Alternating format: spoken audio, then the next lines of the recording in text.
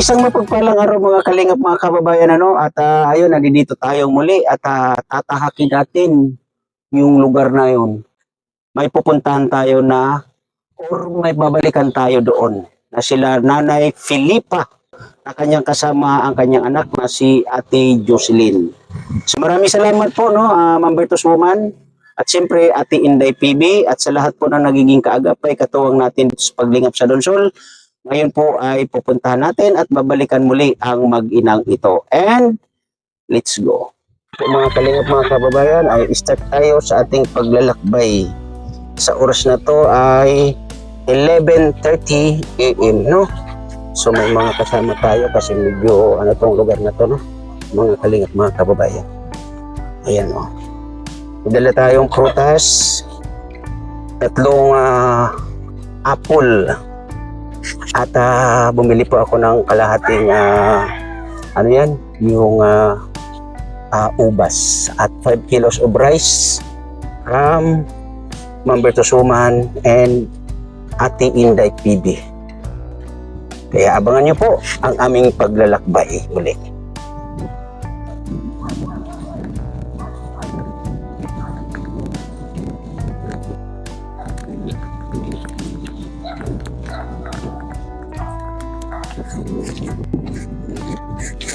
So, ito po yung ito yung papunta kila Nanay Filipa.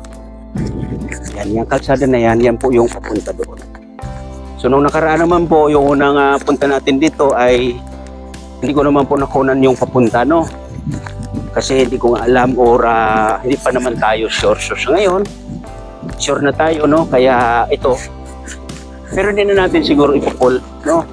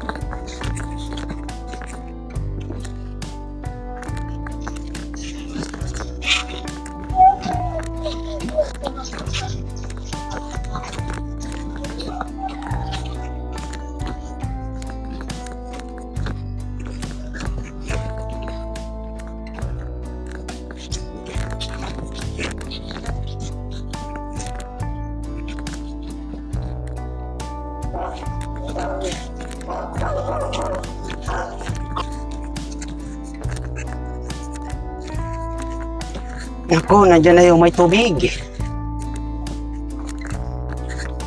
Nakasapatos pa naman si ako. Oh, grabe naman.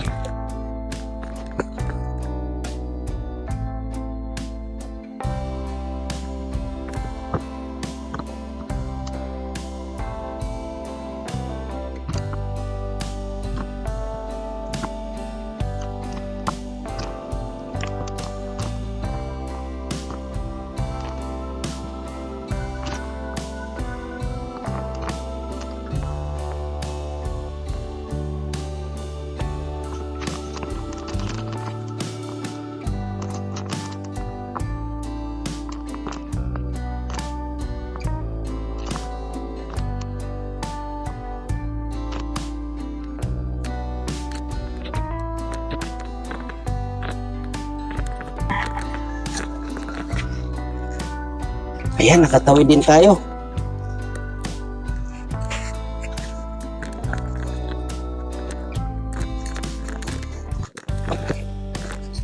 Nakatawid din tayo.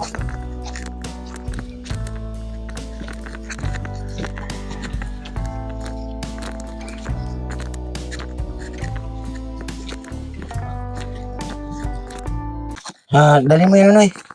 Dito na tayo, mga kalingap, mga kababayan, sa bahay ni Nanay Filipa. At meron tayong nakita na kakaiba po dito, no? So, dito tayo. Nandoon si si Ate Jocelyn. Nay! Kumusta, Nay? Kumusta ikaw? Kumusta po? Kumusta? Mabuti. Oh, ano yung kwintas mo, Nanay? Official ba yan? Hindi, yung ko alam ko tubog. Ano yung tubog? Ano lang? Yung mumuray na ko sa palengke. Oh, isa lang natin. Hindi ba nasasangla kung sinangla ito, nag-iirap ako. Ako, isa lang naghihirap ka. Kung nag-iirap ko, sinangla ko na ito. Kung dahil sa naghihirap ka, dapat sinanla mo na yung kung isanla. Ay, hindi naman nagtinatanggap. Nanay, may pasalubong ka uli. Ay, maraming salamat. Yan po, Nanay Filipa, tama ba? Filipa. Yan po ay galing kay Ma'am Bertus Woman muli, no? Yan, so, asan po siya, no? Nandoon, sa nagduduyan na yun, no? Saan? Ay, yung sa likod. So, puntahan po natin. Halika, Nonoy. So, ito nga po ng mga kalingap, mga kababayan, no, yung ating sinasabi dito na bahay nila.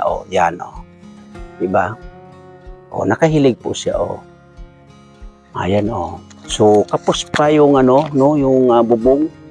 Tapos, dapat ay, mag-aanggi po talaga yan dito, Ayan, si Nanay Ito yung Filipa. 15 ano siya. Ito yung 15 years old siya. Ito yung 18 na siya, Maganda pala, di ba? Ito yung 18 na siya. Ganda niya, Happy birthday, happy birthday. Di ba? Ganda pala nung si Ate Jocelyn, Di ba mga kalingap, mga kababayan, kita ninyo, maganda. Saan po na yung isa? 18 years old siya dito. Ayan, Yan po, 18 years old si Ate Jocelyn yan, di ba? May angking kagandahan ang dalagang ito, mga kalingap, mga kababayan, Kita ninyo, Di ba? Maganda siya, Ayan ang picture niya nung... So, itong edad niya to, Nanay Filipa, itong edad niya to na 18 years old ka mo, nasa maayos pa siya na pag-iisip nun. Oo, maayos pa. Tingnan mo, maayos pa siya dito. So, ang tanong ko, Nanay Filipa, talaga, ano yung eksaktong edad niya nung talagang nagkaganyan na siya? Nung lagi ko siyang gini-schedule sa kuan, ganito. Parang umayos siya sa katawan niya. So ibig sabihin, talagang dumadanas na siya ng ganung sitwasyon, pero dahil sa pinapagamot niyo siya, ay nagiging okay naman siya. Tapos, yung nagsasama-sama na sa ating mamasyal, nasusustentuan siya ng gamot sa mental. Ngayon, nung mula na, ayaw na magsama-sama. Tapos, sinusumpong na naman siya.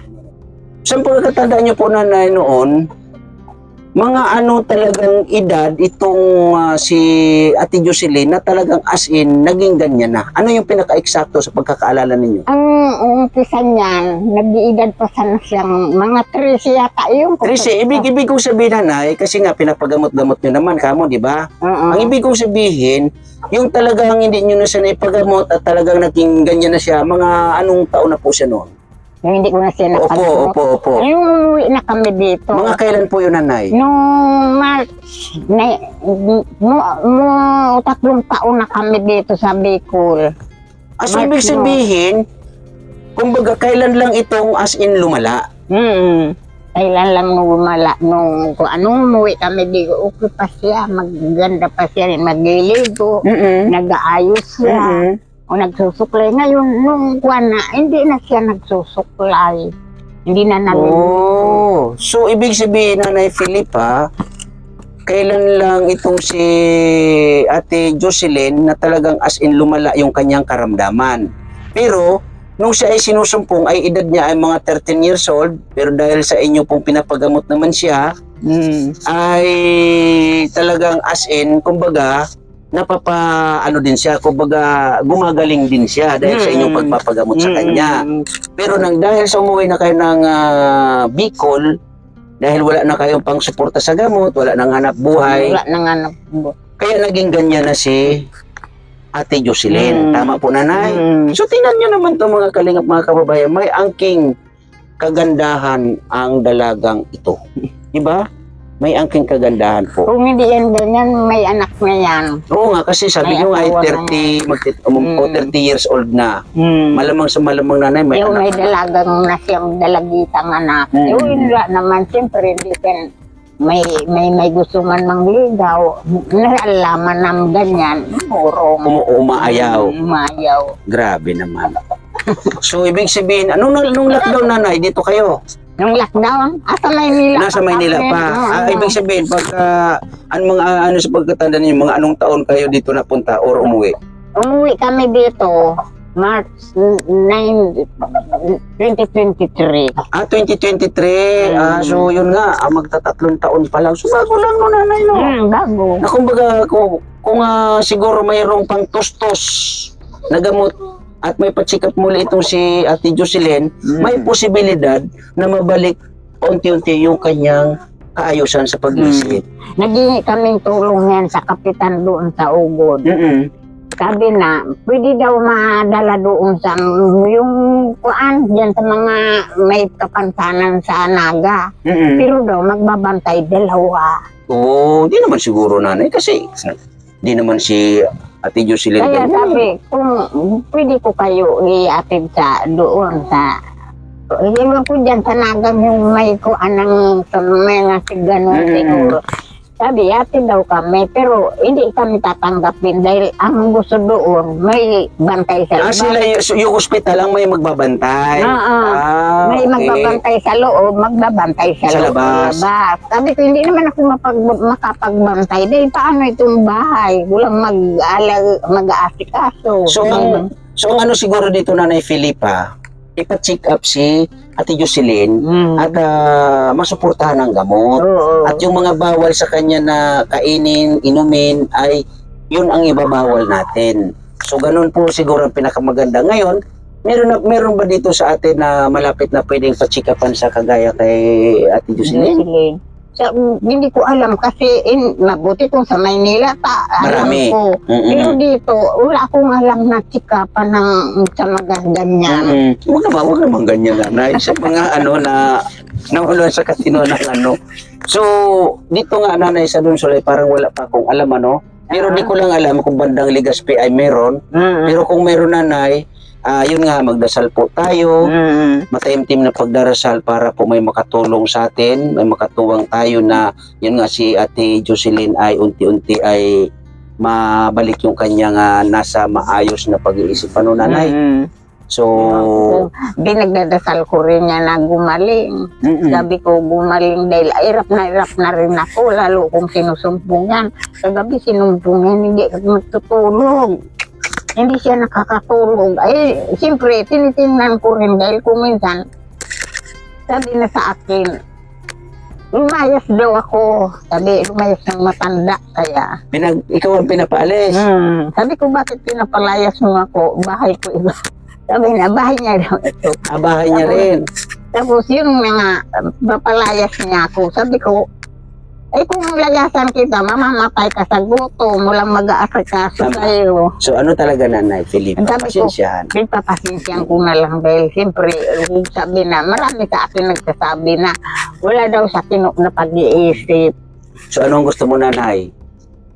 Mapaayos itong munting kubo mo or pa-check natin at mabigyan ng gamot itong si Ate Jocelyn? Ako naman, kung ano ang gusto nang itulong sa akin, hindi naman ako nagkukuhang ganun, yung maraming iayusin bahay, ayusin din itong, ayaw itutulong sa akin. Yan ang very good, Nanay. Kung ano yung may tutulong at sino yung tutulungan, yun lang ang matatanggap. Yan lang ang kinukuha ko. Salamat, Nanay. Kung matutulungan ako, salamat. Kung hindi, wala akong magagawa. Yun. Siyempre, So, yun lang po Nanay Felipa, no? Maraming salamat po, no? Ma'am Virtuous Woman, ayan nagpaabot po tayo muli ng bigas. At Ate Inday PB, ayan nakita nyo po yung kung papaanong lantakan ni Ate Jocelyn yung dala natin na obas, no? At yung mansanas po Nanay, pakain po kay Ate Jocelyn, no? So, yun po Nanay Felipa, dasal po tayo, no? Yun nga. Para may makapanood sa inyong sitwasyon para may makatulong po, no Nanay? So, akin na po Nanay yung mic Nanay. Ayan po Nanay. Hindi naman ako nagbukotong. Tujusilin kung ibahaya ko yun. Kung gano'ng kayang itulong sa akin. Wala naman akong sinasabing lahat itulong sa akin. Siyempre, yung itutulong, yung kaya niyang itulong. Yun. So, kumbaga Nanay Felipa, kung si Ate Jocelyn ang tutulungan ng mga katulong, maraming salamat. Kung bahay naman yung itutulong sa iyo, maraming salamat pa rin. Pero hindi naman po kayo naghihiling na lahat itulong. Oo, yun po ang pinakamaganda Nanay. Yung kaya niyang itulong. Yun ang pinakamaganda. Siyempre, wala akong magagawa na gano'n na lahat itulong. Siyempre, yung kayang itulong sa Yan. Yun ang napakaganda Nanay, no? So, yun kan sa mga dito po sa akin premiere, no? Ayan po ang kwento ni Nanay Felipa na ang kanyang kasama na anak na si Ate Jocelyn na mayroon pong karamdaman sa pag-iisip, no? Kaya mga kalingap, mga kababayan, maraming salamat po sa inyong suporta dito sa Donsol. At siyempre, Ma'am Virtuous Woman, Ate Dirolan, Ate Inday PB, salamat po ng marami sa inyo. At siyempre, Ma'am Jenny Stordeban, Ate Laura Emberaket, Ate Irene DB, thank you po na marami sa inyo. Kuya Ronaldo Dionisio, thank you rin po. At siyempre, Ma'am Erma Galo Mix Vlog, salamat po sa inyong lahat. At sa Team Kuruda, no, salamat po sa inyong suporta. At siyempre sa Team Tanod, Love and Care, thank you po ng marami sa inyo. At Isalinyagan, salamat din po, no. At siyempre maraming salamat lalong-lalo na sa Team Kalingap, sa panguna ni Kuya Bal Santos Matubang. Kaya maraming salamat muli sa aking premiere and God bless po sa lahat. Bye-bye. Ingat po tayo parati. Maraming salamat. Welcome po Nanay.